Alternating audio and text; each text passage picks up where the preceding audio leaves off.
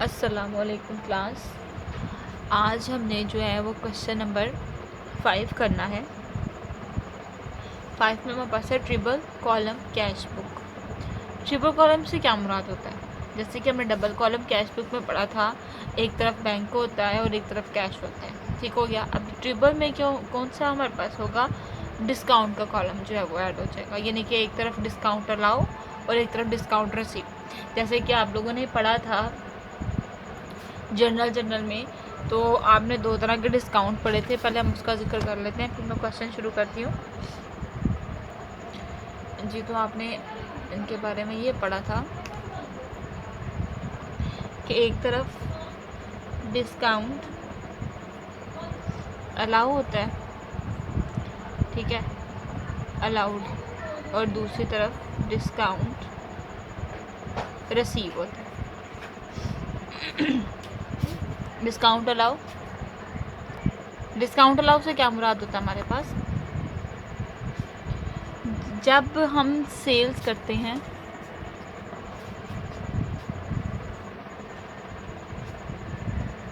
ठीक है, तो सेल्स के दौरान हम क्या करते हैं? हम जो है वो कस्टमर को अलाउ करते हैं कि अगर 1000 की चीज़ है तो वो उसकी जगह पे 800 की ले जाए, यानी कि 200 उसको डिस्काउंट दिया जाता है, अलाउ किया जाता है।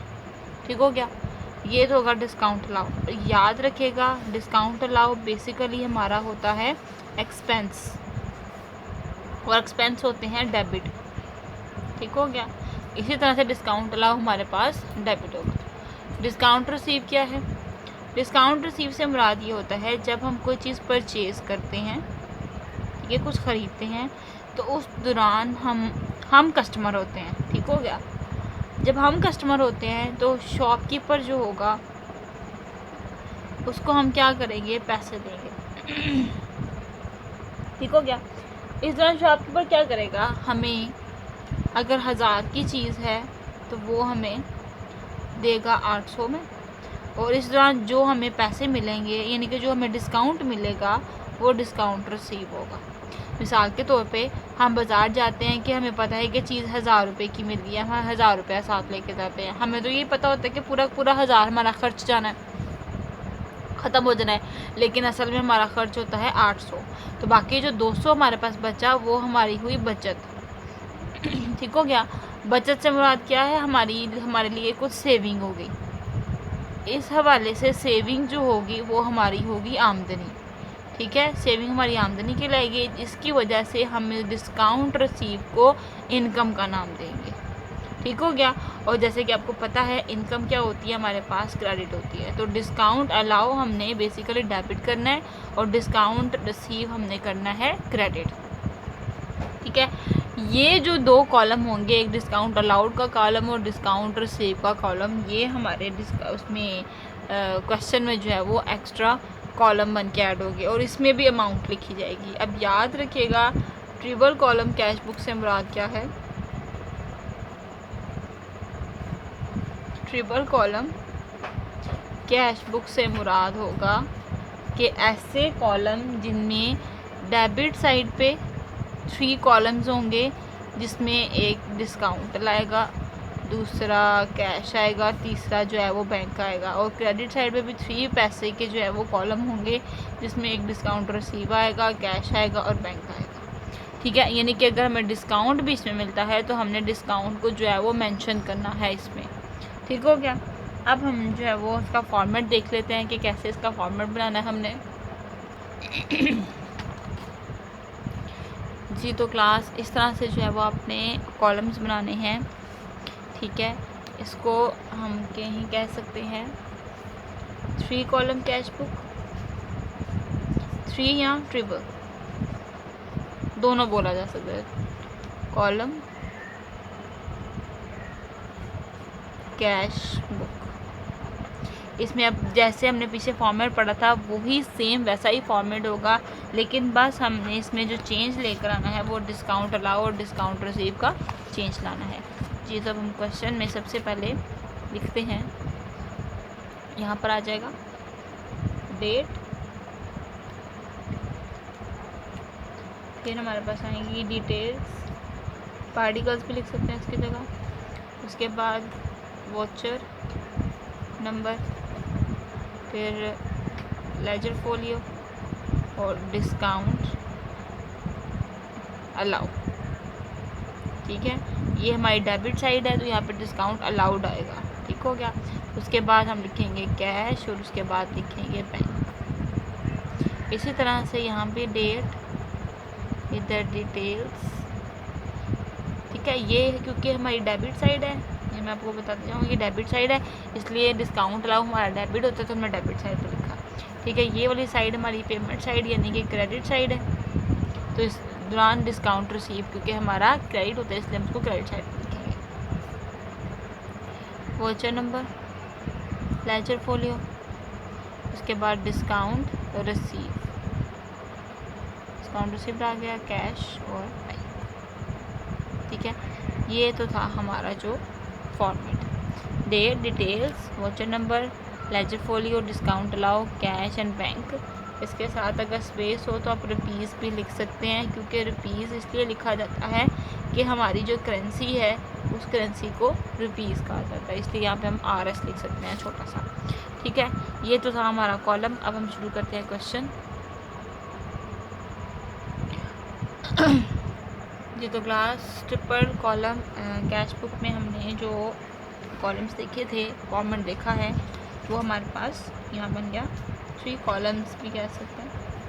अच्छा जी, सबसे पहले हमारे पास है 1 दिसंबर cash in hand and cash at bank. 1500 cash in hand है एंड 70,000 कैश एट बैंक है। तो हम यहाँ पे दिसंबर की डेट पे 2005 स्टार्ट पे लिख लेंगे 5, बाकियों में हम सिर्फ ये डेट लिखेंगे।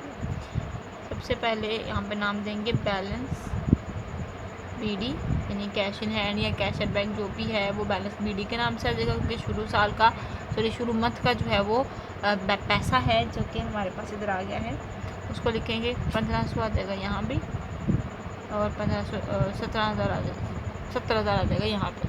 अब हमने जो है वो नेक्स्ट देखना है रिसीव फ्रॉम रमीज़ से पैसा हमने वसूल किया है 9,900 और डिस्काउंट अलाउ किया उसे 100 रुपया।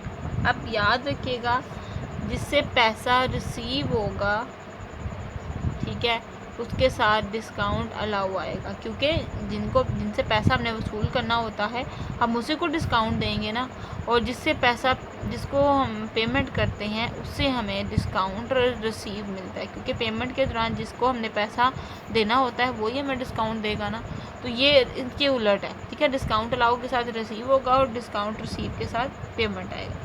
अब हमें पैसा वसूल हुआ है 9,900, साथ में डिस्काउंट हमने कितना अलाउ किया है 100 रुपया। ठीक है, अब जितना कैश हमारे पास आया वो कैश कॉलम में हम लिख देंगे।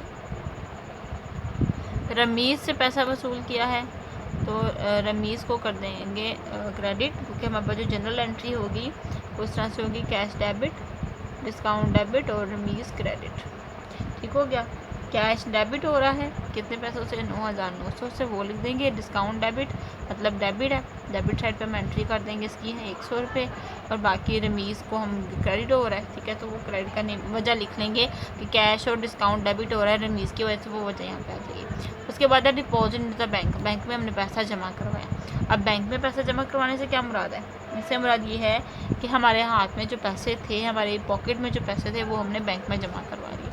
अब इस दौरान देखिए एक तरफ कैश है और एक तरफ है, पहले बात करते हैं बैंक की। बैंक में इजाफा हो रहा है क्योंकि हमने जमा करवाए हैं और कैश हमारे पास से चला गया। अब ये हमारी कॉन्ट्रा एंट्री है क्योंकि ये दोनों तरफ इफेक्ट होगी। अब सबसे पहले हम एंट्री क्या करेंगे, हमारा बैंक जो है वो डेबिट हो रहा है कितने पैसों से 5,000 से, बैंक को डेबिट कर दिया 5,000 से, वजह बन गई कैश।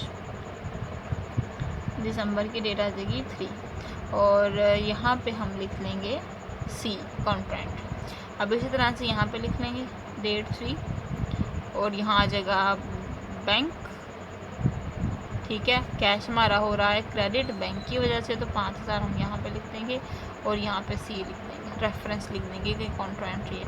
उसके बाद है purchase goods and payment made by cheque. 25,000 की चीज़ें हमने ख़रीदी हैं और पेमेंट की है चेक के थ्रू। तो इस तरह हमारी एंट्री होगी परचेजेस डेबिट और बैंक क्रेडिट। तो बैंक हमारा क्रेडिट हो रहा है 25,000 से, वजह बनी परचेजेस।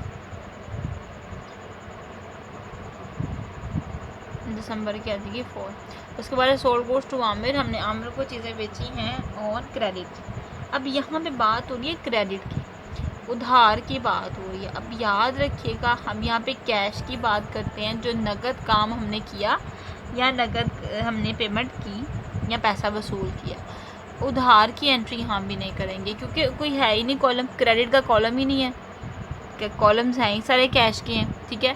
तो ये एंट्री हमने करनी नहीं, जितनी भी उधार की एंट्रीज होंगी वो हमने छोड़ देनी है, ठीक हो गया। उसके बाद आगे देखिए 5 तारीख की एंट्री हम छोड़ रहे हैं, स्किप कर रहे हैं क्योंकि वो क्रेडिट बेस पे है। उसके बाद रिसीव फ्रॉम आमिर, आमिर से हमने कैश चेक वसूल किए। ये चीज़ अब समझने वाली है।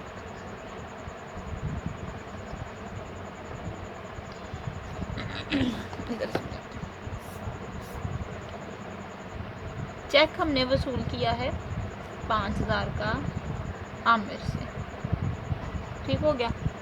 अब आमिर से 5,000 का चेक वसूल किया है, लेकिन अभी हमने बैंक में डिपॉजिट नहीं करवाया, अभी वो डिपॉजिट नहीं हुआ। क्योंकि अगर डिपॉजिट हुआ होता तो उन्होंने बता देना था कि चेक वसूल हुआ है और हमने बैंक में जमा करवा दिया, लेकिन ऐसा कुछ हुआ ही नहीं। तो हम क्या करेंगे, हम एंट्री कुछ इस तरह से करेंगे कि, क्योंकि हाँ एक और चीज़ मैं पहले बता दूँ, जब डिपॉजिट नहीं हुआ तो बैंक में एंट्री नहीं होगी, बैंक में भी नो एंट्री। एंट्री कब होगी, जब बैंक में जमा करवाया जाएगा। तो इस दौरान हमने ये सपोज़ करना है कि ये हमें चेक नहीं कैश मिला है। तो जब भी हमें कहीं से चेक वसूल होगा हम उसकी एंट्री कैश की सूरत में करेंगे, यानी कैश कॉलम में उसकी एंट्री करेंगे। अगर तो वो चेक हमने बैंक में जमा करवा दिया होगा तो हम उसकी एंट्री बैंक में करेंगे, अदरवाइज़ वो कैश ही लिखा जाएगा। हाँ, अगर ऐसा हो कि हमने लेट सपोज़ 10 तारीख को चेक वसूल किया, ठीक हो गया, और 10 तारीख को ही हमने डिपॉजिट करवा दिया, तो हम डायरेक्ट एंट्री जो है वो बैंक में करेंगे। लेकिन हमने 10 को चेक वसूल किया और 11 को हमने डिपॉजिट करवाया, तो इसकी डबल एंट्री, यानी कि फिर हमारे पास काउंटर एंट्री होगी। अभी हमने सिर्फ चेक वसूल किया है, जमा नहीं करवाया, तो जब वसूल करेंगे तो उसको कैश में एंटर करेंगे। अब यहाँ पर उन्होंने क्या कहा है कि हमने आमिर से चेक वसूल किया है 7,000 का, तो यहाँ पे एंट्री कुछ इस तरह से होगी। हम यहाँ पे लिखेंगे आमिर और यहाँ कैश कॉलम में 7,000 जो है वो एंटर कर देंगे, क्योंकि अभी हमने सिर्फ चेक वसूल किया है। वैल्यू यहाँ पे डेट होगी दिसंबर की 7। नेक्स्ट एंट्री हमारे पास है सोल्ड गुड्स फॉर कैश, हमने पैसों की चीज़ें बेची, यानी कि इस तरह हमारी एंट्री होगी कैश डेबिट, ठीक हो गया, और सेल्स क्रेडिट। कैश हमारा डेबिट हो रहा है 7,000 से और वजह बनी सेल्स। ये एंट्री हम इस तरह से कर देंगे। दिसंबर की डेट है 8। उसके बाद है पेड सलीम रुपीज़ 9,800, यानी कि हमने सलीम को कितनी अमाउंट पे की, 9,800 पे की बाय चेक, चेक के through, and discount receive from 200। हमने उससे डिस्काउंट जो है वो रुपीज़ कितने वसूल किया है, 200। तो अब यहाँ पे देखिए हमने उसको चेक दिया है, चेक देने की वजह से क्या होगा, वो जाएगा हमारे बैंक में, हमारा चेक देगा और जितने पैसे उसे कहे हैं वो निकलवा लेगा। इस तरह हमारे बैंक में कमी हो रही है। तो हम एंट्री कुछ इस तरह से करेंगे। दिसंबर की 9 तारीख हम सलीम को करेंगे, लिखेंगे डिटेल्स में, क्योंकि हमने सलीम को पे किया है, चेक पे किया है, तो चेक की एंट्री हम कर देंगे बैंक कॉलम में, ठीक है। और साथ में डिस्काउंट अलाउ हुआ उससे डिस्काउंट रिसीव हुआ कितना, 200, वो हमने यहाँ पे लिख लिया। उसके बाद है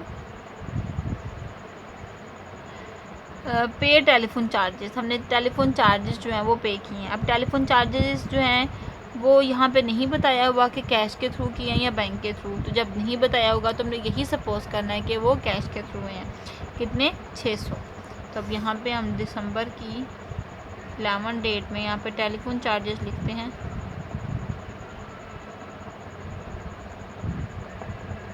इधर आ जाएगा सॉरी कैश कॉलम में 600। उसके बाद है परचेज गुड फॉर कैश, चीज़ें खरीदी हमने पैसों की, तो चीज़ें हमारे पास आई, कैश हमारे पास से चला गया, क्रेडिट हो गया, तो हमारे पास कैश क्रेडिट हो रहा है परचेजेस की वजह से। 13 एंट्री है, इधर 13 एंट्री है।